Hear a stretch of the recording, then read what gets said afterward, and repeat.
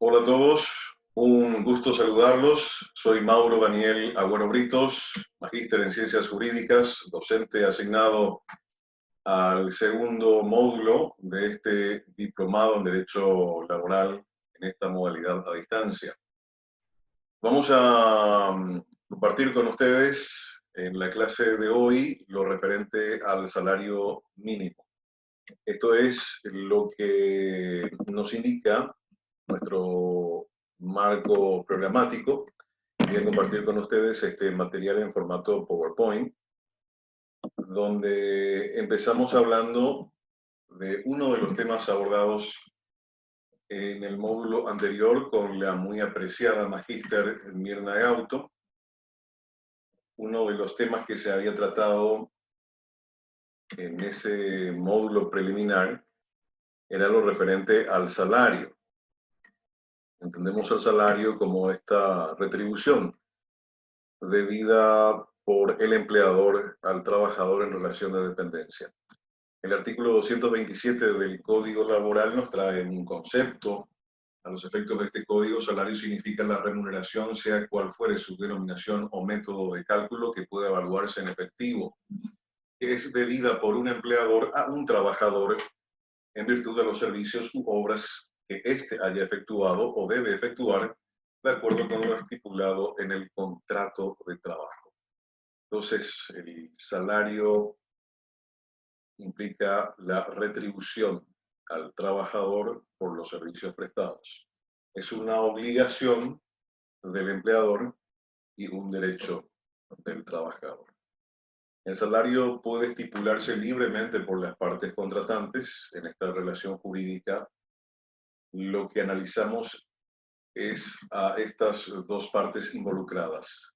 Es una relación jurídico-laboral, donde tenemos a un empleador y a un trabajador en relación de dependencia.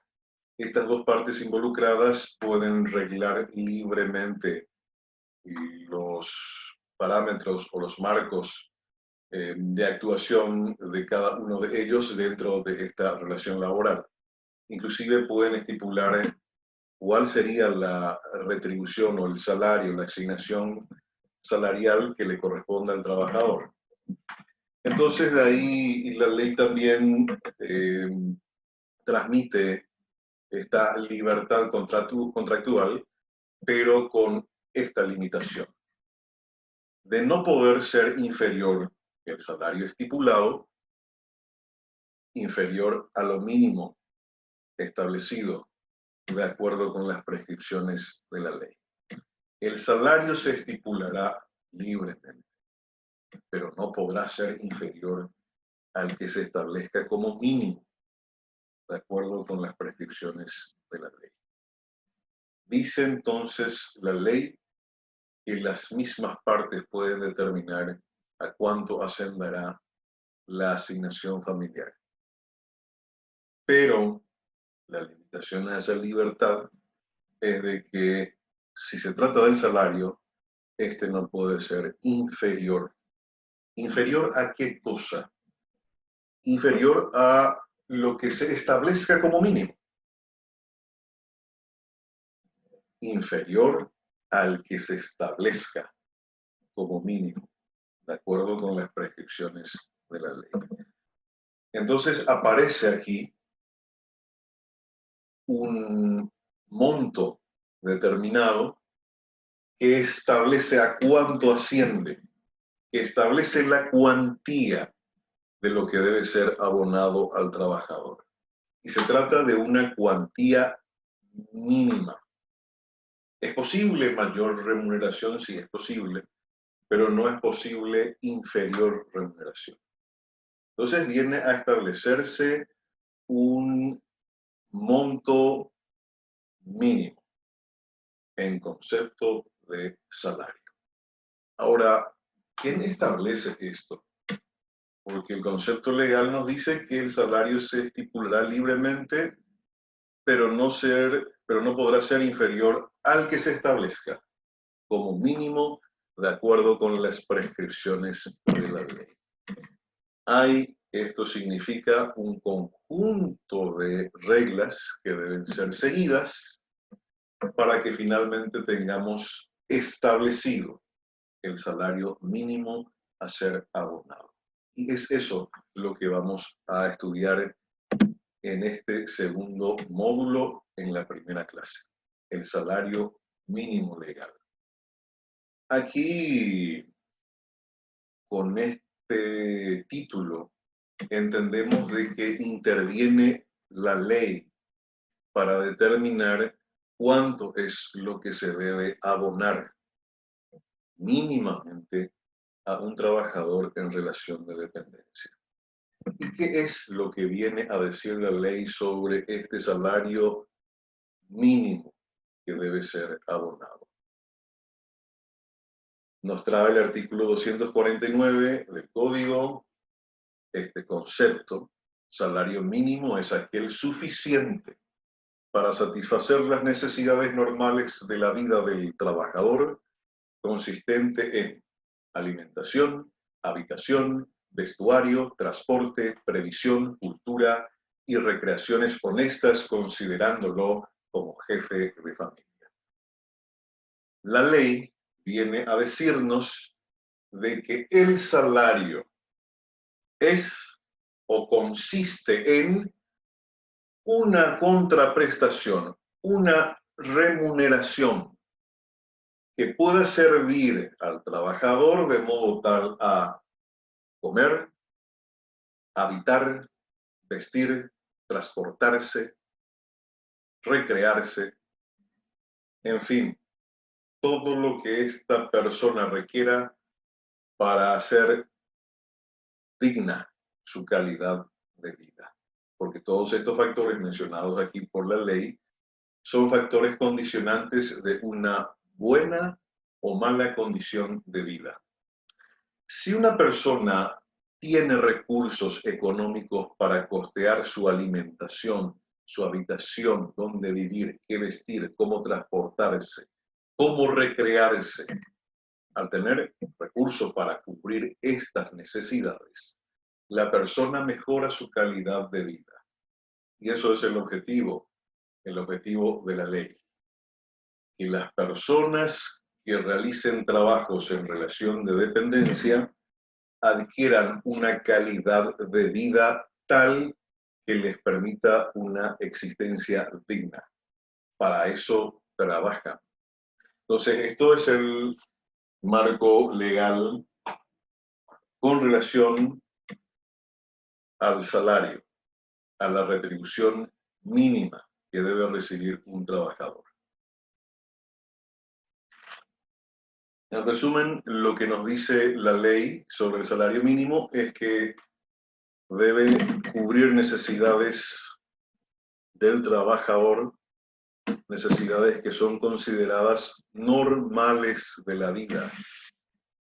Estas no son necesidades extraordinarias o necesidades bagatelarias. Estas son necesidades normales de la vida. Una persona debe tener estas condiciones: comida, techo, vestido, etcétera, para vivir dignamente. Entonces son condiciones o necesidades normales. Y si uno trabaja, debe poder satisfacer estas necesidades normales. Eso es lo que dice la ley. Ese es el punto de partida para la determinación de una remuneración mínima. La ley nos dice cómo pensar con relación a cuánto hay que retribuir. Mínimamente esto. Luego, vemos los factores que la ley considera para la fijación de un salario mínimo legal. Y son varios los factores, están en el artículo 250. El salario vital mínimo y móvil será fijado periódicamente. Es un salario vital porque es para la subsistencia misma del trabajador, es para que viva. Y es móvil porque se adecua según las circunstancias y según el tiempo, se fija periódicamente, hay transcursos de tiempo para su renovación. ¿Para qué hacemos o para qué la ley establece todo esto? Para mejorar el nivel de vida, de acuerdo a lo que vimos al principio. Mejorar el nivel de vida tomando en cuenta los siguientes factores. A, el costo de vida de la familia obrera según el tiempo y lugar, sus elementos fundamentales. de acuerdo con el artículo anterior, el nivel general de salarios en el país o la región donde se realice el trabajo, las condiciones económicas de la rama de actividad respectiva, la naturaleza y el rendimiento del trabajo, la edad del trabajador en la medida que influye sobre su productividad, cualesquiera otras circunstancias que fueren congruentes a la fijación. Vemos aquí una serie de parámetros generales que ayudan a determinar, según varios criterios, según aquí los citados, a cuánto debería ascender el monto mínimamente aceptable para que un trabajador tenga una calidad de vida digna. Y para más o menos saber cuánto va a ser ese monto mínimo que merece el trabajador para esa calidad de vida digna, hay que analizar estos factores. Costo de vida, nivel de los salarios de la región, condiciones socioeconómicas. Es en general un análisis socioeconómico para determinar a cuánto debe ascender una remuneración mínima. ¿Y cuál es el procedimiento para su fijación? El artículo 252 nos dice: la regulación de los tipos de salarios mínimos se hará a propuesta de un organismo denominado Consejo Nacional de Salarios Mínimos, que funcionará en la sede de la Autoridad Administrativa del Trabajo y estará presidido por el director del trabajo, y la integrarán los siguientes miembros: 3 representantes del Estado a propuesta del Poder Ejecutivo, 3 representantes de los empleadores y 3 representantes de los trabajadores, que deberán ser designados por sus organismos pertinentes. Vemos aquí entonces que la ley crea un organismo que está destinado a realizar el análisis, el estudio de si se dan o no los factores, y según ese análisis, esa investigación, ese estudio, establecer en concreto a cuánto corresponde una paga mínima para un trabajador en relación de dependencia. Interviene entonces un llamado al Consejo Nacional de Salarios Mínimos. Está compuesto de estos integrantes, tiene gran preponderancia aquí el Poder Ejecutivo, que está representado, y también están representados a través de las organizaciones gremiales, los trabajadores y también los empleadores, quienes a su vez también pueden realizar o unirse en nucleaciones. Eso se va a estudiar también en otro segmento de este diplomado. Entonces, el procedimiento para la fijación de los salarios mínimos comienza con una entidad llamada Consejo Nacional de Salarios Mínimos. Estos realizan las investigaciones, los análisis, el estudio, esa es la carga legal que tiene. ¿Y qué se hace con esto? Se eleva una propuesta al Poder Ejecutivo. Nos dice el artículo 254 que sobre la base de las investigaciones realizadas, el Consejo Nacional de Salarios Mínimos, de acuerdo con lo preceptuado en este capítulo, siempre todo según con las reglas del Código, propondrá la escala de salarios mínimos, la que será elevada al Poder Ejecutivo. El poder, dentro de nuestra estructura de poder tripartita, es el Poder Ejecutivo al que le corresponde esta facultad.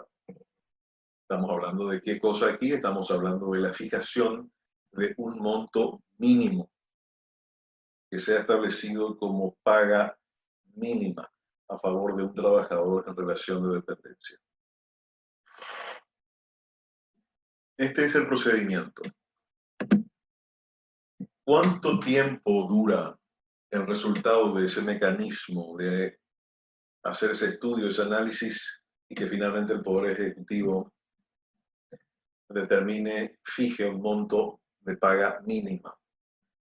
Este pago mínimo, este salario mínimo, tiene una extensión en el tiempo natural fijada por la ley. El salario mínimo fijado, de acuerdo con el procedimiento adoptado por este capítulo, quedará en vigencia durante 2 años. Según el artículo 255 del Código Laboral, la extensión de la fijación de la paga mínima es de 2 años. Estamos hablando en este capítulo de que queremos determinar a cuánto asciende la paga mínima que merece un trabajador en relación de dependencia. Y este monto mínimo ya fijado perdura en el tiempo esta fijación, y esa duración en el tiempo es de 2 años. Este plazo se prorrogará, se va a extender, se prorrogará automáticamente por periodos de igual duración, a no ser que la autoridad administrativa del trabajo o las partes interesadas soliciten su modificación de acuerdo con lo preceptuado en el artículo siguiente. Bien, entonces el trabajo de fijar, determinar a cuánto asciende la paga mínima, y una vez que se logra eso y se tiene un monto X fijado, esta fijación se extiende por 2 años en el tiempo. Esa es su duración natural, según la ley. Pero puede ser modificado inclusive antes de ese plazo de 2 años. Antes de vencer el plazo establecido para su vigencia, el salario mínimo será modificado cuando se comprueben cualesquiera de los siguientes hechos. Hecho A: profunda alteración de las condiciones de la zona o industria motivadas por factores económicos financieros. Hecho B: variación del costo de vida estimado en un 10%, cuanto menos. Entonces vemos aquí de que la fijación de una paga mínima se extiende por 2 años en el tiempo. Esa es su vida natural. Pero se puede modificar esa fijación con antelación cuando se da algún acontecimiento que prevé la ley. El acontecimiento puede ser alguna gran alteración de naturaleza económica. Naturalmente siempre estamos hablando de este factor económico porque estamos tratando de fijar una cuantía, un monto de remuneración. Si existe una alteración económica tal que modifique los factores de esta naturaleza, los factores económicos, industriales, de la producción, etcétera, entonces eso es motivo de un análisis y un estudio a criterio del Consejo Nacional de Salarios Mínimos que puede derivar en una modificación de la base establecida aún antes del periodo de 2 años. Puede darse también una variación del costo de vida. Aquí hablamos de un marco inflacionario que se estima en el orden de un mínimo del 10%.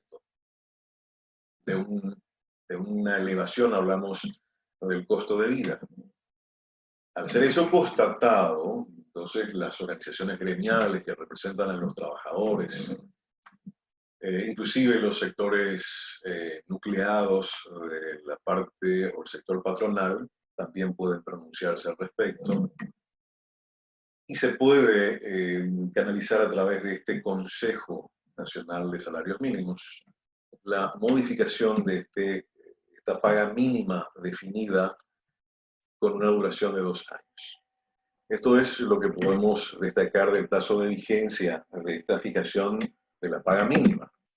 ¿Y cuál es la edad para acceder a este beneficio de la relación jurídico-laboral? El beneficio aquí es la remuneración, el derecho a la paga, a la retribución. Y naturalmente esto nos remite a la edad civil para la adquisición de la mayoría de edad.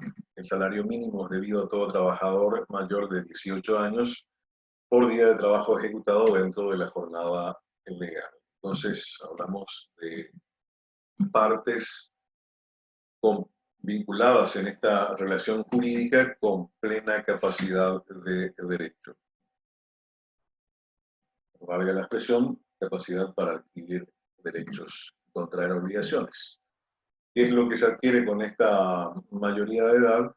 Y accede en esta relación jurídica laboral al beneficio del salario mínimo, previamente establecido según los parámetros de la ley. Los efectos jurídicos que tiene esta fijación, la de establecer una paga mínima, una cantidad X, y tiene esta fijación unos efectos, unas consecuencias en el mundo jurídico. Cuando se da una fijación de un monto X, el salario mínimo se actualiza automáticamente sin necesidad de nuevos contratos con relación a los contratos laborales que están en vigencia. Esto significa que un efecto jurídico que tiene la fijación de un monto X en concepto de pago mínimo es que se automatiza la actualización del monto del salario para todas las relaciones laborales en curso, las relaciones laborales vigentes. Al tomarse la decisión de modificar el salario mínimo según los parámetros de la ley y conforme a lo que establece el código y lo realiza la autoridad competente, esto tiene por efecto de que se automatiza, se actualiza la retribución debida conforme al nuevo monto estipulado. No hace falta firmar nuevo contrato por el nuevo monto ya que se incrementó el salario mínimo, no. La aplicación es automática y rige según el monto que haya sido declarado como mínimo. Otra de las consecuencias en general, nos remitimos al artículo 259. La fijación del salario mínimo modifica automáticamente los contratos de trabajo en que se haya estipulado un salario inferior. Será nula de pleno derecho toda cláusula contractual que establezca un salario inferior al mínimo legal. Entonces, la consecuencia que la ley destina a las cláusulas laborales en las cuales se estipula una remuneración inferior al mínimo declarado, al mínimo establecido, la consecuencia para esa cláusula es la nulidad, es decir, la privación de sus efectos. No tiene valor. Si la cláusula del contrato de trabajo establece una remuneración con un monto inferior al mínimo vigente, declarado, establecido, esa cláusula no tiene ningún valor. La relación se ciñe según el monto declarado o fijado, conforme a la ley. El trabajador a quien se le hubiese pagado un salario inferior al mínimo tendrá derecho a reclamar del empleador el complemento debido. La autoridad administrativa del trabajo fijará sumariamente el plazo que no excederá de 30 días para el pago de la diferencia. Aquí estamos viendo otra consecuencia, que es el supuesto de hecho que la ley prevé. ¿Cuál es este supuesto? De que un trabajador esté prestando servicios subordinados en relación de dependencia a favor del empleador y este empleador le esté pagando por debajo del mínimo fijado, el mínimo establecido. Aquí la ley establece una facultad. ¿Cuál es la facultad? De que el trabajador exija una complementación de lo que le corresponde para alcanzar el monto X que está previamente fijado. Si es que hace esa reclamación el trabajador, la autoridad administrativa del trabajo puede compeler al empleador estableciendo un plazo no superior a 30 días para que realice el complemento debido, en síntesis, que pague lo que corresponde de complemento al trabajador para alcanzar el mínimo. Esto es el marco normativo, es lo que está en la ley, el conjunto de facultades que la ley concede a las partes relacionadas en esta particular relación jurídica. Es una relación jurídica laboral. Entonces, como facultades vemos todas estas, el derecho a exigir una compensación si no se estaba pagando lo que corresponde. Las cláusulas que se estipulen de común acuerdo entre trabajador y empleador que fijen algo inferior al mínimo son nulas, no tienen efecto jurídico. En general son los efectos jurídicos de la fijación del salario mínimo. La publicidad y la prescripción significa o hace alusión al hecho de que establecer el salario mínimo, establecer la paga mínima, debe ser conocido por todos. ¿Y cómo se da esta comunicación a todas las partes interesadas, particularmente la relación jurídico-laboral? Nos dice el artículo 160, se dará la más amplia publicidad a los salarios mínimos en periódicos. Esto aplica a los medios masivos de comunicación, nos hace una mención concreta a la ley de un tipo de medio masivo, sin perjuicio de otros medios para hacer conocer los mandatos de la ley, que eso es importante en el Estado de Derecho, de manera tal que los destinatarios de las normas jurídicas sean capaces de comportarse siempre conforme a los parámetros que establece la ley. Para hacerlo, deben saber lo que establece la ley. La ley debe ser conocida. Entonces, la publicidad de lo que es nuestro tema en concreto, el monto mínimo que corresponde como paga, esto se debe dar a conocer a través de los medios de comunicación, nos dice la ley, y también mediante la fijación de carteles en lugares visibles de los centros de trabajo. De allí que vemos en aplicación de este artículo, de este mandato legal con relación al salario mínimo, de que este sea dado a conocer por todos, particularmente los que están relacionados en esta, reitero, particular relación jurídico-laboral. Entonces vemos en los lugares de trabajo carteles que indican cuál es el salario mínimo actual, cuál es la paga mínima que se le debe a un trabajador en relación de dependencia. El artículo 399 nos dice las acciones acordadas por este código o derivadas del contrato individual o colectivo de condiciones de trabajo prescribirán al año de haber ellas nacido, con excepción de los casos previstos en los artículos siguientes. Aquí estamos hablando genéricamente de las prescripciones, esto es la pérdida de facultades o la adquisición de derechos basados en el transcurso del tiempo. Genéricamente de eso hablamos cuando hacemos referencia a la prescripción, es entrar a tallar facultades u obligaciones dependiendo del transcurso del tiempo. El código, la ley en general, establece a favor de las partes involucradas derechos y obligaciones.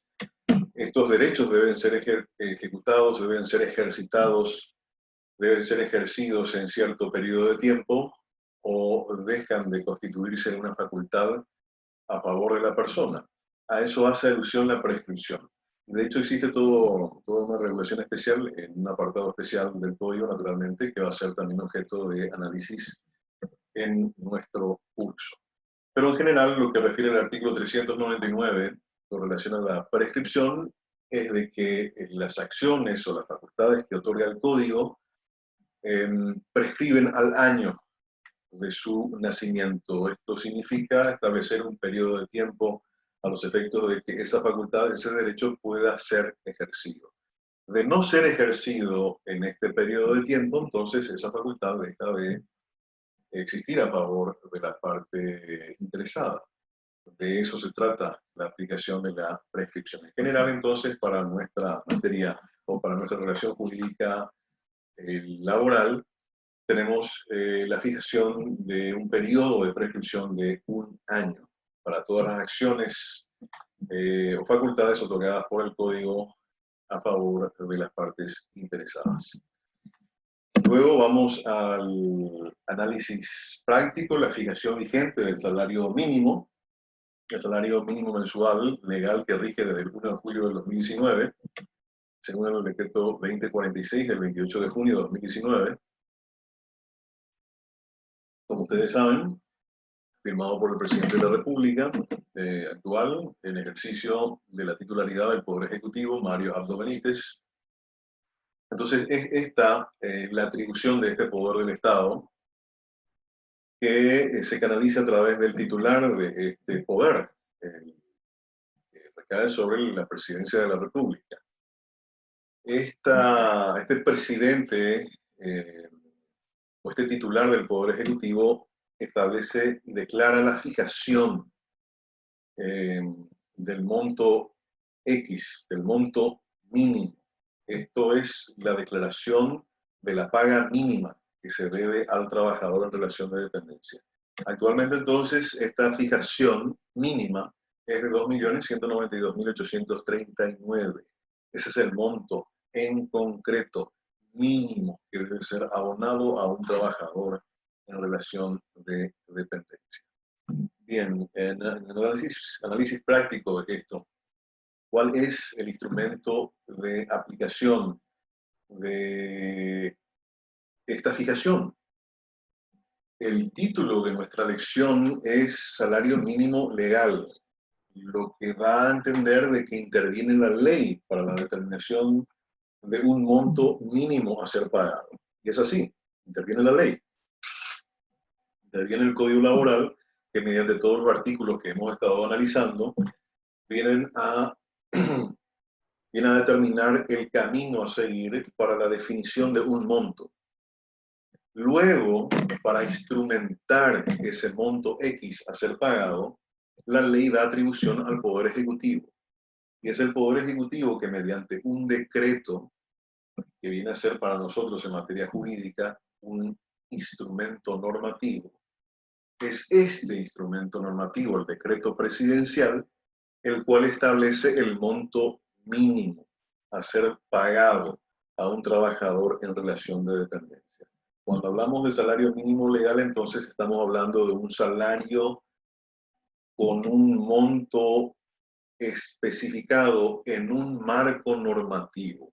Y ese marco normativo, conforme a la disposición de la ley, es el decreto presidencial. Se le da esta facultad a este tipo de instrumento normativo por la mejor condición que tiene este tipo de instrumento para adaptarse a las necesidades y a la rapidez en caso de necesidad de modificación.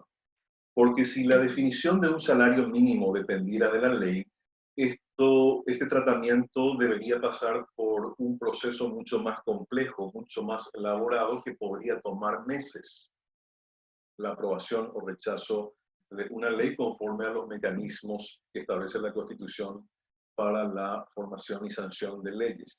Entonces, dada la necesidad práctica de tener un instrumento normativo que permita regular esto y establecer montos mínimos a ser pagados que pueden variar según las condiciones económicas, entonces pasa esta atribución normativa a este formato de un decreto presidencial, porque es el presidente que finalmente va a dar esta normativa de manera ágil, trabajando en conjunto con el Consejo Nacional de Salarios Mínimos, que realiza ese estudio, el análisis de la cuestión socioeconómica, etcétera, etcétera.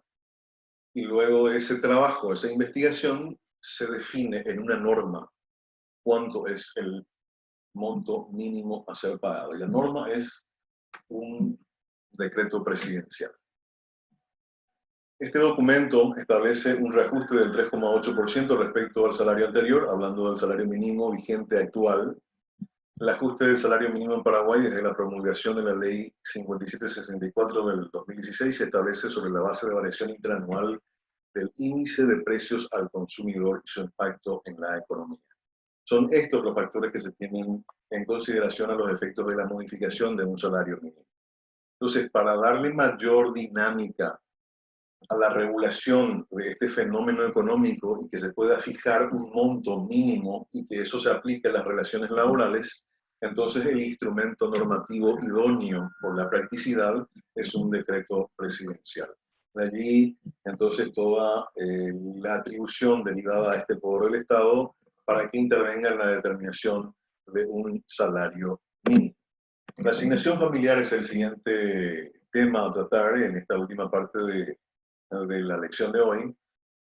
Hablemos del concepto de caracteres. Es el subsidio en el que el empleador debe al trabajador el equivalente al 5% del salario mínimo por cada hijo biológico, adoptivo o extramatrimonial que esté bajo su dependencia.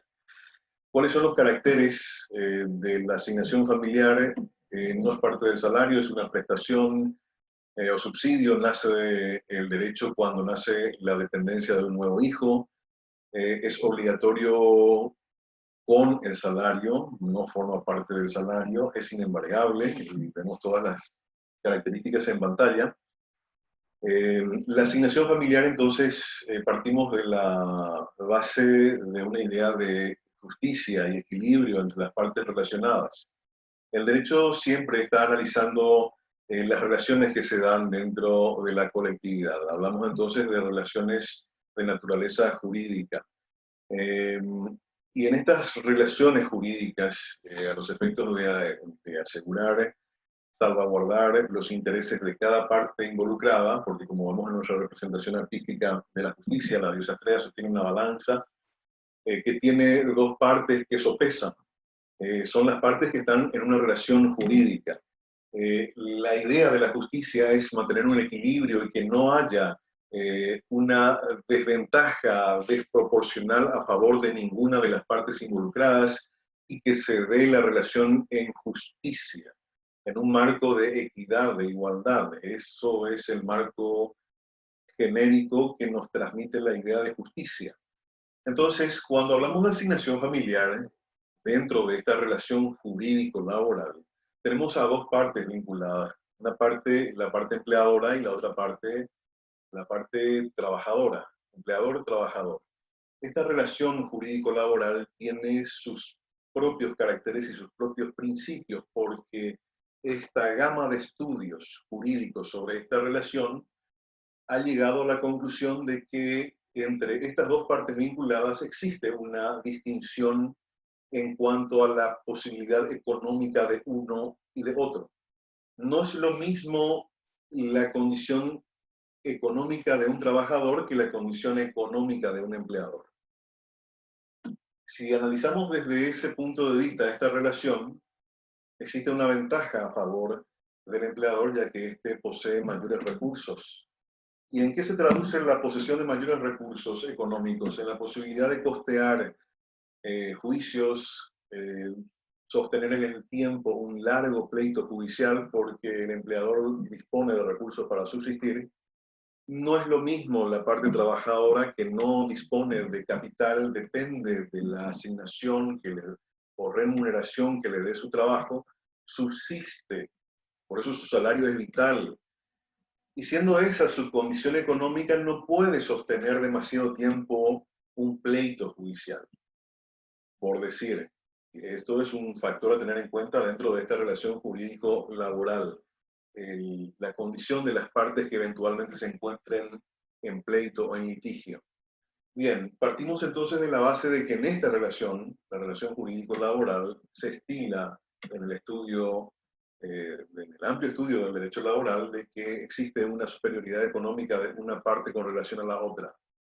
Entonces, buscando un equilibrio entre las partes, el derecho laboral se constituye en una suerte de derecho intuitivo, un derecho protector de la relación o la parte más débil de esta relación, la relación o la parte del trabajador. Y aquí, como reflejo de ello, vemos un subsidio que debe el empleador al trabajador porque al trabajador se lo considera como jefe de familia. Y al jefe de familia que tiene sobre sus hombros una responsabilidad de sostenerse a sí mismo y a un núcleo familiar, le resulta dificultoso poder sostener eso desde un aspecto económico. Entonces, por cada hijo, por cada incremento de la prole, de la familia, corresponde un subsidio económico, equivalente al 5% del salario mínimo. Y esto vendría a mejorar también la calidad de vida del trabajador y se da la dignificación del trabajo, el mejoramiento de la calidad de vida, un equilibrio entre las partes que están vinculadas en esta especial relación jurídica. Las condiciones legales en las que debe encontrarse el hijo del beneficiario son que sea menor de 17 años cumplidos, que se halle bajo la patria potestad del trabajador. Esto significa que el padre, el trabajador en relación de dependencia, tenga a su hijo bajo su patria potestad, que no esté privado de ella, porque este derecho, esta facultad de los padres sobre los hijos, llamada patria potestad, puede ser suspendida, perdida, etc. Y la condición es de que el hijo se encuentre bajo la patria potestad del padre, trabajador, que su crianza y educación sea a expensas del trabajador beneficiario, debe estar bajo la manutención del trabajador este hijo, y que este hijo resida en el territorio nacional. Las formalidades para que corresponda a la percepción son las siguientes. El empleador debe estar en conocimiento de que el trabajador tiene un hijo. Entonces, el trabajador debe comunicar por escrito a su empleador este hecho para que automáticamente proceda a abonársele con su salario este 5% sobre el salario mínimo recibido y que equivale al concepto de asignación familiar. El trabajador tendrá derecho a percibir esta asignación desde el momento que comunique por escrito al empleador de los hijos con derecho al beneficio y acompañe el certificado de nacimiento. Claro, manifestar por escrito al empleador de que se tienen hijos y también aportar una prueba de que existen esos hijos, y la prueba es el certificado de nacimiento, y también el artículo 264 nos pide el certificado de vida y residencia. Entonces, estas son las formalidades para acceder a la asignación familiar. ¿Cuáles son los derechos del padre y la madre trabajadores? Aquí la ley hace la cobertura de un supuesto de hecho. ¿Cuál es el supuesto de hecho? De que ambos trabajadores sean padres, un papá y una mamá, progenitores, trabajan en relación de dependencia, entiéndase, para un mismo empleador. ¿Qué pasa con la asignación familiar si papá y mamá trabajan en la misma empresa? ¿A quién corresponde la asignación familiar? ¿A los dos o a uno de ellos? Tendrá derecho a percibir asignación familiar uno de ellos siempre que el salario mayor de cualquiera de ellos no exceda el límite fijado en el artículo 263. El límite es de que si el trabajador gana más, 2 veces más que el salario mínimo, no tiene derecho o se extingue su derecho a la asignación familiar. Ese es el límite que vamos a ver un poco más adelante en esta clase. Bien, ¿cuál es el supuesto de hecho? Reitero que aquí prevé la ley de que un padre y una madre trabajen en relación de dependencia, y a quién de los dos corresponde la asignación familiar es la hipótesis jurídica que plantea este artículo 266, corresponde a uno de los dos la asignación familiar, si ese es el caso. Luego vemos el caso de separación de los cónyuges. En caso de separación o divorcio de los cónyuges, dice este artículo 267, percibirá la asignación familiar que corresponda a uno de ellos, el progenitor que tenga los hijos bajo su guarda o tenencia. Aquí la ley hace una referencia a un hecho en concreto. El hecho es de que existan padre y madre trabajadores en relación de dependencia. Estos trabajadores en relación de dependencia se encuentran, y son padres, se encuentran separados o divorciados. Hay que recordar aquí que en materia civil, antes de la posibilidad legal del divorcio, no existía, y sí se admitía la figura ya bastante antigua, entre comillas, de la separación de cuerpos, que es la práctica ante la falta de admisión legal del divorcio. El Paraguay, en un momento histórico de su cultura jurídica, no admitía el divorcio, pero sí existía la separación de cuerpos, pero siempre persistía la figura del matrimonio. Luego vino la permisión legal, la normativa admite el divorcio. Entonces aquí, en materia laboral, el hecho que está previendo la ley es el caso de los padres trabajadores que están separados o divorciados. El primer caso sería un distanciamiento físico, en el cual cada padre tiene una vida diferente, no hacen vida en comunión. En el otro caso, en el caso del divorcio, hablamos de una separación formal, según los parámetros de la ley, un divorcio formalizado. Entonces, cualquiera sea el caso, ¿qué sucede con la asignación familiar? Esta será destinada al cónyuge que tenga bajo su responsabilidad al hijo, que motiva la asignación familiar.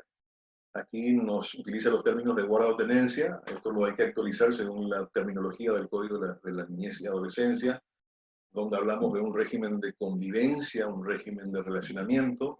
El caso es que para el ámbito laboral, si los padres están separados o divorciados, la asignación familiar corresponde al padre que tenga sobre sí la patria potestad y responsabilidad económica sobre el hijo que motiva la asignación familiar.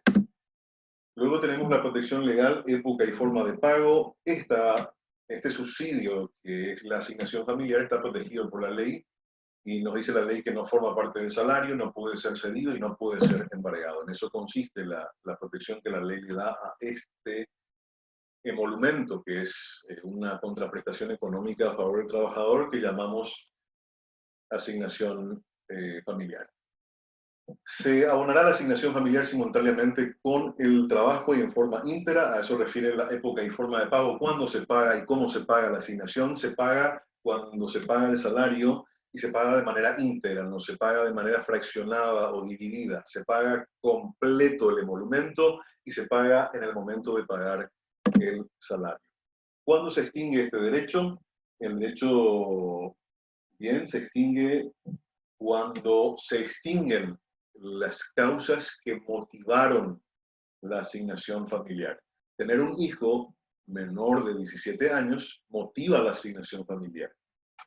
Tener un hijo mayor de esa edad, pues viene a extinguir esa facultad.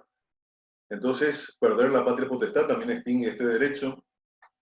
Que el hijo no esté criado o no dependa económicamente del padre, esté viviendo con la abuela, con el tío, etcétera. Eso, de ser comprobado, implica la extinción del emolumento, del derecho a la asignación, o que el hijo resida al margen del territorio nacional. El derecho a la asignación familiar se extinguirá automáticamente respecto de cada hijo al desaparecer las condiciones previstas en el artículo anterior o por exceder el salario del beneficiario del 200% del mínimo legal.